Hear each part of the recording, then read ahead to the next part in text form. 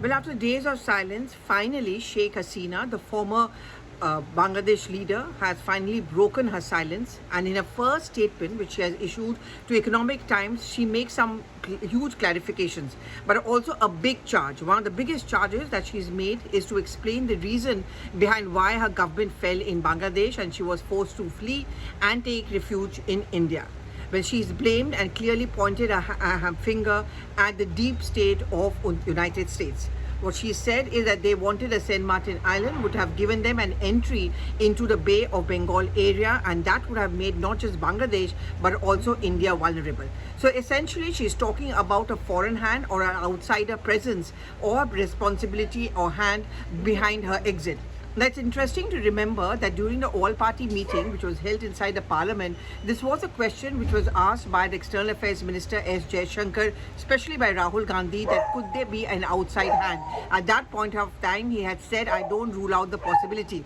There have been many theories and speculations that was it an axis of China and Pakistan which seemed to have ensured the fall of the Sheikh Hasina government. She was seen as a friendly neighbor, for example, of India, and those enemies of India or those who don't want India to rise were perhaps the ones who wanted her to go away and to bring in a government which was clearly known for its anti-India rhetoric or would lead to instability or fundamentalism in our neighborhood, which does not augur well for us. Now, with this kind of a googly and point which has been put forward by Sheikh Hasina, they are alarming signs. We'll have to see what kind of a response starts coming in from America, but they've clearly for now have completely shirked off every responsibility to make the point that we don't meddle in the internal affairs of other countries, and certainly not in the case of Bangladesh.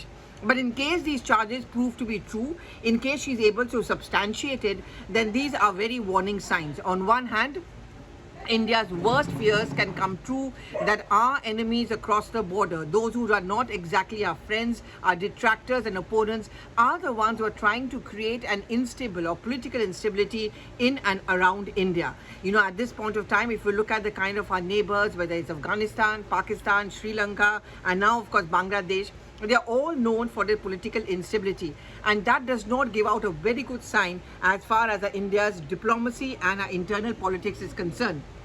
We know that, for example, Bengal, Tripura shares a porous and non-porous border with Bangladesh, which is why we will be worried about whatever developments take place there. But Sheikh Hasina's comment to Economic Times, where she says that this is yet another muscle flexing, an attempt being made by a superpower to try and have control over an area which could have its deep impact on countries like Bangladesh and India, is a worrying sign. We also have to wait to see what kind of a statement starts coming in from the Indian side. But so far, the External Affairs Minister S. Jaishankar has not completely ruled out an outside hand behind the exit of Sheikh Hasina.